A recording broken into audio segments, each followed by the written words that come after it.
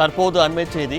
நீலகிரி தொகுதி அதிமுக வேட்பாளர் லோகேஷ் தமிழ்ச்செல்வன் வேட்புமனு தாக்கல் செய்ய வந்தபோது பாஜக வேட்பாளர் வேண்டுமென்றே காலதாமதம் செய்வதாக புகார் வந்திருக்கிறது.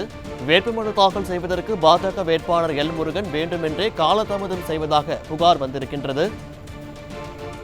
நீலகிரி தொகுதி அதிமுக வேட்பாளர் லோகேஷ் தமிழ்ச்செல்வன் வேட்புமனு தாக்கல் செய்ய வந்தபோது பாஜக வேட்பாளர் எல் முருகன் வேண்டுமென்றே காலதாமதம் செய்திருக்கிறார்.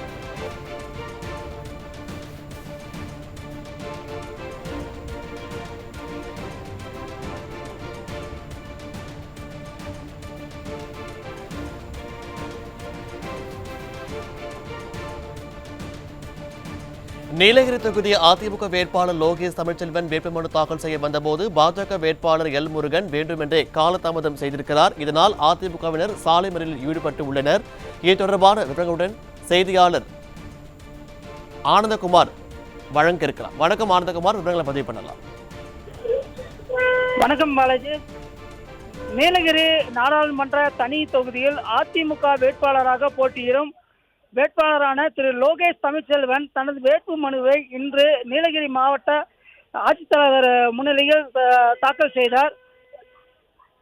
அப்போது தாக்கல் செய்த போது மாவட்ட பாஜக அணியினரும் அதிமுகவிற்கும் ஒரே சமயத்தில், அதாவது ஒரே நேரத்தில் வேட்புமனுவை தாக்கல் செய்ய மாவட்ட காவல்துறையினரும் மற்றும் மாவட்ட தேர்தல் அதிகாரியுமான திரு அருணா அவர்கள் அனுமதி வழங்கியிருக்காங்க. இந்த நிலையில மாவட்ட பாஜக அணியினர் காலை 10 மணிக்கு அவர்களுக்கு அனுமதி அளித்த நிலையில் வேண்டுமென்ற பாஜக வேட்பாளர் திரு எல் முருகன் அவர்கள் மற்றும் அண்ணாமலை ஆகியோர் நண்பகல் 12 மணி அளவிலேயே இங்க ஊர்வலத்தில் கலந்து கொண்டதனால் காலதாமதமாக ஆனது. இதன் காரணமாக அதிமுக மேலதாரங்களுடன் வேட்பாளர்களுடன் மாவட்ட ஆட்சியர் அலுவலகத்திற்கு வேட்புமனுவை தாக்கல் செய்த போது லேசான தடியடியும் காவல்துறையினர் அடித்து விரட்டினர்.